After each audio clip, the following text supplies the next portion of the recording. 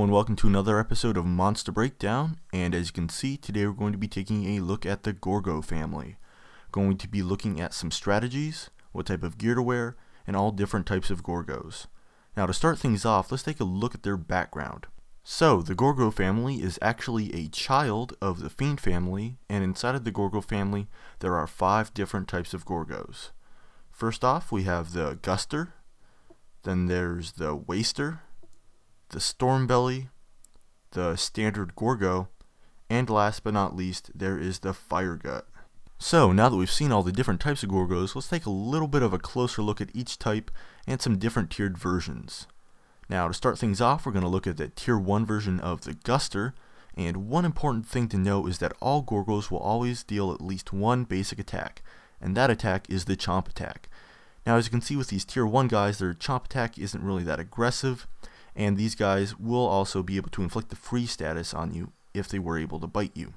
So now we've got the Tier 1 version of the Waster, and another important thing to know about Tier 1 Gorgos is that they only deal normal damage.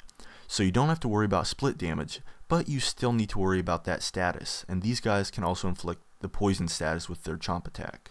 Now we're stepping up our game and going to the Tier 2 version of the Stormbelly.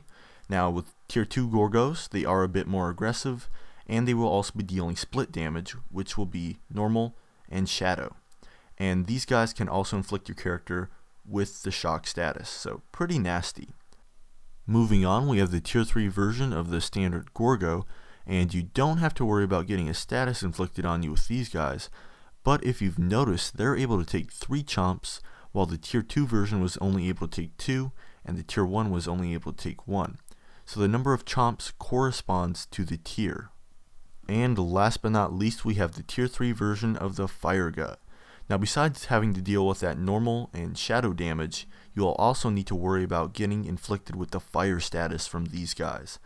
And as you can see, they're in a pretty big group. Now there's a little thing you might not have picked up on till this point, and that's that all of these Gorgos have only been dealing one attack, the Chomp attack. And in order for them to deal their body slam attack, you need at least 2 players in your party. Now, right here we're going to get a little bit of a look at the body slam. The Gorgo next to me jumped up and flipped in the air, and when he comes slamming to the ground, he sends out that little shock wave of energy. And it's not really something you have to worry too much about. So, now that we've seen all of the Gorgos, let's take a look at what we should wear when we're going up against them. First off, it's extremely important to have along some shadow defense. Secondly, it's great if you can bring along some piercing weapons. And I'll be honest, my favorite piercing weapon to have when going up against these guys is a needle, preferably a blitz needle. And that kind of leads into our strategies. So now that we know what to wear, let's take a look at some strategies to employ against these Gorgos, which are in fact my least favorite enemies.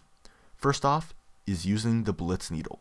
All you have to do is charge that weapon up and back up. The Gorgos will follow you, and you can just keep on releasing those charges into their crowds, and it's a very effective way to deal with Gorgos. Probably, I'd say, the most effective way.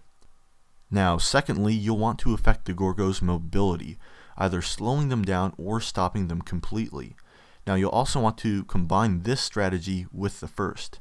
Now, as you can see, I laid down a Shiver Mist Buster, and as the Gorgos wandered into it, they were frozen, making them much easier to hit, and it makes dealing with them a lot safer.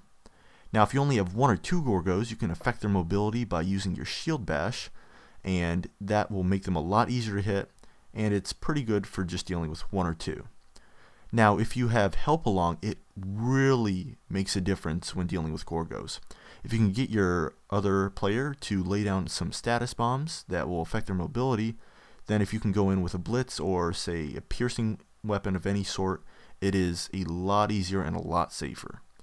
So, thanks for watching the video. Hopefully you guys learned something, and I'll see you in Spiral Knights.